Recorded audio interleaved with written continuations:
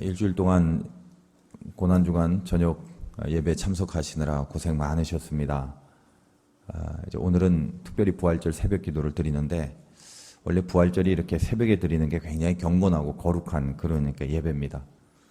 그래서 좀 어떤 교회에서는 촛불 예배도 드리고 또 다른 예배보다는 좀 더 많이 준비를 하고 사실은 이제 그렇습니다. 그래서 우리 교회도 이제 사실은 고난주간에서 끝난 게 아니라 오늘까지 가야 이게 연결된 그 세트로 특별 기도회가 됩니다. 새벽에 나오기가 좀 힘든 발걸음들, 어쨌든 간에 주님께서 부활하신 날이기 때문에 애써 새벽을 깨우신 그런 발걸음이 있어서 참 감사드리고, 또 한 주 동안 이 모양 저 모양 그 기도회를 위해서 고생한, 그리고 수고하고 헌신한 그런 손길들이 많습니다.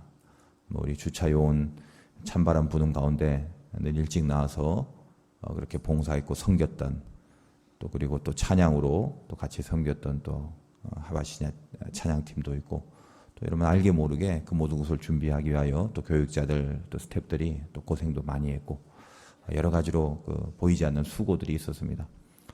부활하신 이 새벽에 우리 좀 감사하는 마음으로 그들을 위해서 한번 하나님 앞에 영광의 박수 한번 칩시다. 예, 감사합니다.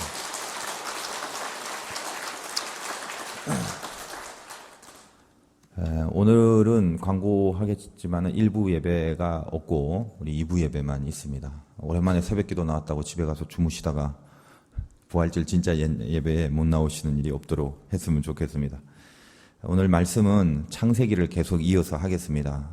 우리가 주일날 하고 있는 그 말씀을 제가 새벽에 할까 12시, 11시 예배에 할까 하다가 그냥 어떻게 새벽에 좀 하고 싶은 마음이 들어서 오늘 말씀을 전합니다. 오래 참으심을 이용하지 말라. 성경에서 제일 오래 산 사람은 무두셀라입니다. 성경 퀴즈 하면은 제1번으로 나오는 것이 제일 오래 산 사람은 하면은 무두셀라. 969세를 살았습니다. 에녹이란 사람에 대해서 저번에 잠깐 말씀을 드렸는데, 그 당시에 사람들은 보통 한 800년 정도는 기본적으로 살았지 않습니까? 근데 에녹은 그에 비해서 365년 동안 이 땅에서 살았고 죽음을 보지 않고 하나님이 이제 데리고 갔습니다. 그래서 에녹이 65세의 아들을 낳았는데 그 아들 이름이 무두셀라로 성경에서 최장수한 인물입니다. 65세의 무두셀라를 낳고 300년 동안 하나님과 동행했다. 5장 22절에 보면 그렇게 설명을 하고 있습니다. 300년을 하나님과 동행한 것도 중요하지만 그 동행한 시점이 어디냐면 무두셀라를 낳은 후 이렇게 되어 있습니다. 성경에 적혀져 있는 메시지는 어떤 것 하나라도 의미가 없는 게 없죠. 무두셀라를 낳은 후 65세에 낳고 그 이후에 300년을 동행함으로 365세를 이제 산 것입니다. 더군다나 이 무두셀라는 969세, 거의 1000년을 살았는데 제일 오래 살았던 사람으로 성경에서 기록된 것도 다 이 의미가 있고 메시지가 있는 거 아니겠습니까? 원래 이 무두셀라라는 에녹의 아들 무두셀라의 뜻은 창을 던지는 사람이다라는 뜻을 갖고 있습니다. 그 당시에는 그 마을과 혹은 부족끼리 이제 전쟁이 일어나면 그 전쟁에서 가장 큰 역할을 했던 사람이 제일 선봉에 서서 창을 던지는 사람이었습니다. 여러분 장기 같은 거 두시면은 중요한 게 포라는 게 있죠. 포는 늘 왕 앞에 이렇게 위치하여 상대방이 왕 앞에는 얼씬거리지 못하도록 그렇게 앞에서 포를 쏘는 그런 역할을 합니다. 마찬가지로 무두셀라, 창 던지는 사람, 이 사람은 항상 어떤 전쟁이 있을 때 마을의 제일 앞에서 창을 던짐으로 공격을 막는 사람입니다. 그러니까 이 창 던지는 사람이 얼마나 중요하냐면 이 사람이 전쟁의 승패를 거의 좌우합니다. 그래서 만약에 이 창 던지는 사람이 죽었다 그러면 그 마을은 이제 지는 겁니다. 거기는 이제 심판이 오고 멸망이 오는 것입니다. 그래서 에녹은 65세의 아들을 낳았는데 이 아들 이름을 하필 무두셀라라고 지었습니다. 창 던지는 자다. 그리고 그 아들을 낳은 이후에 300년을 하나님과 동행하면서, 저번 시간에 제가 뭐라고 말씀드렸죠? 하나님과 동행하면서 무엇을 했다고 그랬습니까? 예언을 하면서 살았다고 그랬습니다. 아들의 이름을 창 던지는 자라고 지어놓고 그 아들을 계속 보면서 에녹은 예언을 했습니다. 그 예언이 유다서 1장 14절부터 15절에 있다고 저번에 이제 말씀을 드리고 같이 읽었는데, 우리는 기억력이 좀 없기 때문에 다시 한번 도대체 무슨 예언을 했는가를 제가 봉독해 드리도록 하겠습니다. 유다서 1장 14절부터 15절입니다. 아담의 7대 손 에녹이 이 사람들에 대하여 예언하여 이르되 보라 주께서 그 수만의 거룩한 자와 함께 임하셨나니 이는 무사람을 심판하사 모든 경건하지 않은 자가 경건하지 않게 행한 모든 경건하지 않은 일과 또 경건하지 않은 죄인들이 주를 거슬러 한 모든 완악한 말로 말미암아 그들을 정죄하려 하심이라 하였느니라. 그러니까 에녹은 아들 무두셀라라 이름을 짓고 그 아들을 계속 보면서 어떤 예언을 했단 말입니까? 인생이라는 건 하나님이 심판하는 거다. 니네 함부로 사는 것이 아니다. 언젠가 하나님 앞에 경건한 사람과 경건하지 않는 사람이 있을 것인데 반드시 하나님이 심판을 한다라는 그 예언을 하고 살았습니다. 300년 동안 하나님과 동행하면서. 무두셀라를 보면서 그 예언을 했다는 것입니다. 여기에 깊은 메시지가 있습니다. 무두셀라를 죽으면 심판이 온다고 그랬습니다. 그 아들을 보면서 언젠가 이 아들이 죽을 때가 올 건데 죽으면 틀림없이 하나님의 심판이 온다는 에녹의 메시지가 이 본문 속에 서려 있습니다. 실제로 창세기에 보면 이 역사가 실현되는 사건을 보게 됩니다. 오늘도 본문에 보니까 누가 몇 살에 누굴 낳았다라고만 계속 되어 있는데 이게 의미가 있다라고 그랬죠. 새벽부터 이렇게 숫자 계산하기가 좀 어렵겠습니다만 우리가 성경 말씀대로 한번 나열을 해봅시다. 오늘 5장 25절에 이런 말씀이 있습니다. 무두셀라는 187세에 라멕을 낳았고, 여러분 머릿속에 계산 잘 하십시오. 무두셀라가 아들 라멕을 낳았는데 이 라멕은 가인의 후예인 라멕과 동명이인입니다. 그러니까 그가 좀 다른 사람인데 어쨌든 간에 187세에 라멕을 낳았다. 그리고 라멕을 낳은 후 782년을 지내며 자녀를 낳았고 그는 969세를 살고 죽었다. 그 다음에 라멕은 182세의 아들을 낳았다. 그 이름을 노아라 하였다. 그러니까 여러분 머릿속에 한번 정리해 보세요. 무두셀라의 아들이 누구라고요? 라멕. 네, 라멕을 몇 살에 낳았다고요? 187세에. 그리고 라멕은 또 아들을 낳았는데 그 아들이 누구라고요? 우리가 너무나 잘 알고 있는 노아입니다. 노아를 라멕은 182세에 낳았습니다. 그러니까 노아는 무두셀라의 손자가 되는 거죠. 자, 그럼 한번 계산 좀 해보세요. 무두셀라가 187세에 라멕을 낳았고 라멕은 182세에 노아를 낳았으니 노아가 응애하고 태어날 때 무두셀라는 몇 살이었겠습니까? 369세죠. 그러니까 369세가 될 때, 무두셀라가 369세가 될 때 노아가 응애하고 태어났습니다. 그럼 노아하고 무두셀라의 관계를 한번 봅시다.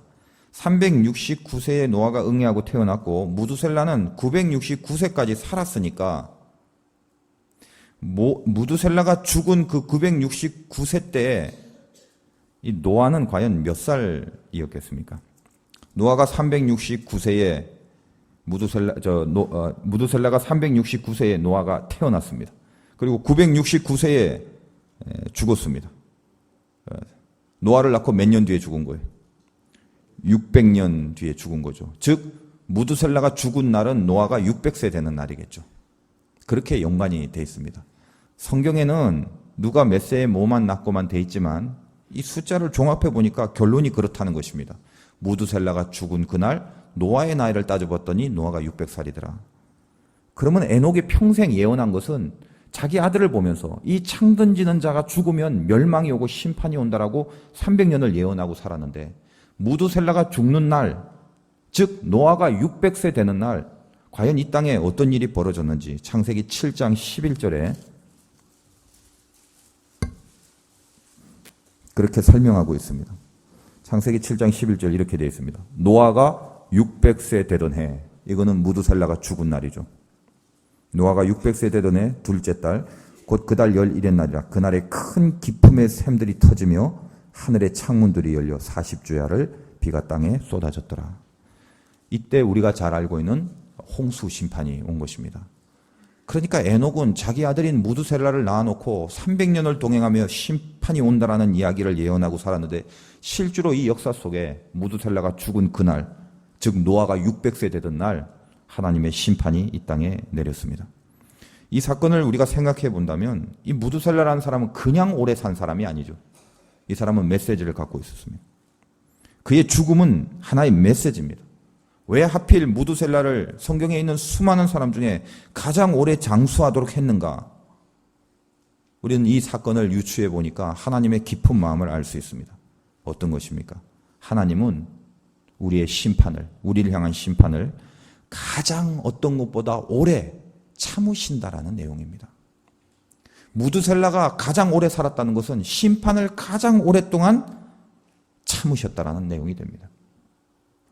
가장 오래 기다리셨습니다. 우리가 이런 하나님의 마음을 모르고 인생을 살아가면서 당장에 무슨 큰일이 일어나지 않으면 마치 하나님은 없어서 그냥 내버려 두신다라고 생각하기 일쑤입니다. 늘 그렇습니다. 하나님이 안 계신 게 아니라 이 무드셀라라는 메시지를 통하여 우리를 끝까지 오래 참으시는 것입니다. 수많은 기회를 주시는데 그 기회를 통하여 우리를 가장 오래 참으시는 하나님 앞에서 우리는 여전히 그의 오래 참으심을 모르고 그는 없거나 별로 관여를 안 하거나 신경을 안 쓸지도 모른다. 그리고 여전히 자기의 죄악된 삶을 방치하고 살아간다면 언젠가 참으신 끝에 우리도 동일하게 심판을 받을 날이 분명히 있다라는 것을 말씀하고 있는 것입니다. 오늘 부활절입니다. 우리를 다시 살리기 위하여 주께서 죽으셨습니다. 살리기 위하여 주님이 죽으셨다라는 이 말은 우리가 각오를 해야 됩니다. 우리는 그냥 무슨 아주 쉽게 무슨 까꿍하면서 살아난 게 아닙니다.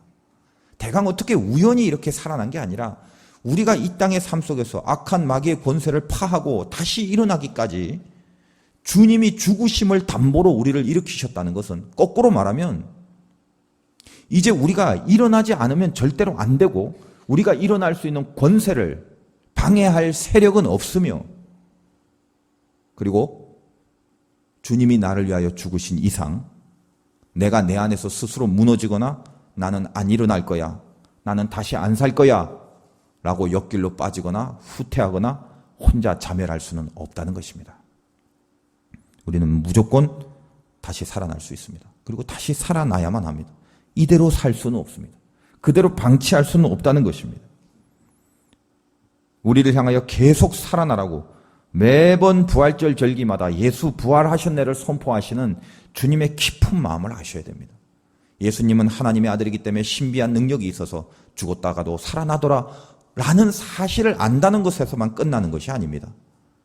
우리를 향하여 오래 참으신 하나님이 늘 부활절의 절기를 통하여 다시 살아나기를 그렇게도 요구하시고 기대하시며 지금도 우리를 향하여 여전히 기다리시고 있다는 사실을 놓치지 말아야 된다는 것입니다. 신앙이 진짜 있다면 나를 향하여 오래 참으시는 하나님을 이용해서는 안 됩니다. 그렇구나. 그냥 가만히 보니까 오래 참는 거 보니 이 짓을 계속해도 되겠구나. 하나님은 나를 사랑하시기 때문에 그래서 오래 참으시는 것인데 그 깊은 사랑을 내가 저지르는 죄악을 방치하기 위한 빌미로 삼아버린다면 그것처럼 하나님 앞에 불미스럽고 불효한 자식이 어디에 있겠습니까? 나를 깊이 참아주신 하나님의 사랑을 깨닫는 자는 빨리 돌이키는 것입니다. 빨리 돌이키는 것이요. 저는 군 생활을 남들보다는 오래 했습니다만 군대가 좋습니다. 왜 좋냐면 인간에 대한 한계를 느낄 때마다 군대가 최고다라고 생각을 합니다. 군대는 좀 상스러운 말입니다만 하라면 하라, 까라면 까라라는 말이 있습니다. 그거는 이유 여하를 막론하고 하라면 하라 하는 겁니다. 거기에는 자율이라는 게 없습니다. 시키면 시키는 대로 하는 것입니다. 하나님이 우리들에게 자유를 주셨습니다. 자율적으로 뭘 할 수 있는 의지를 주셨습니다. 그래서 남은 게 뭐냐 하면 하나님의 뜻대로 사는 것이 아니라 자율에 맡기다 보니까 하나님의 뜻을 거스리는 일이 우리는 더 좋아졌고 더 편해졌고 거기에 더 묘한 매력을 느끼고 살아갑니다. 은혜로운 삶이라는 것은 나에게 자율이 맡겨졌을 때 위에서 하라는 대로 하지 않으면 채찍이 오거나 어떤 기압이 오거나 아니면 빠따가 때려치는 그런 삶이 아니라 내가 스스로 그 일을 할 수 있는 성숙한 인격과 내 본심에서부터 그 일을 할 수 있는 사람이 되기까지 기다려주시는 것이 우리에게 자유를 허락하신 하나님의 마음입니다. 이걸 이용하지 말라는 것입니다. 앞에서 몽둥이 들고 벼락을 내리쳐야, 그래야 근근히 이러면 안 되겠구나 하고 그렇게 돌아서는 이 군대식의 사회가 아닌 것입니다. 채찍을 안 들었다고 무시하고 부드럽고 사랑으로 대한다고 함부로 사는 것처럼 수준 낮은 인생은 없습니다. 우리가 하나님의 자녀라면 세상 사람이 아니고 군대에 속한 군인이 아니지 않습니까? 하나님의 자녀 아닙니까? 우리에게 하나님은 기회를 주십니다. 네 안에서 스스로의 힘으로 거룩한 삶을 살도록, 그리고 네가 저지르고 있는 죄를 방치하지 말고 빨리 각성이 생기는 대로 빨리 돌이키라고, 그렇게 지금도 나를 향하여 오래 참으십니다. 얼마나 오래 참으시는지 이 무두셀라를 통하여 충분히 하나님은 말씀하셨습니다. 여러분, 부활절을 내가 다시 살아갔던 삶의 방향이 틀렸다면 이것을 꺾고 주님께로 돌이키는 그런 귀한 기회의 절기로 삼으시기 바랍니다. 오늘 하루 동안 예배 드릴 때에 내 마음속에 오래 참으신 하나님을 깊이 감사하고 더 이상 내버려 두지 말자. 더 이상 이대로 살지 말자. 하나님, 나를 제발 붙들어 주셔서 우리 한 주 동안 회개하고 십자가 붙잡는 그런 기도했는데, 이제 하나님이 나를 향하여 허락하신 이 부활의 영을 붙잡고 영광의 삶이 될 수 있도록, 내 인생을 통해 이제는 도처의 영광만 보일 수 있는, 영광이 보이는 곳에만 내가 관심을 기울이고 집중하고 그 일에 최선을 다하고 열심을 낼 수 있는 그런 사람으로 바뀌어 보자.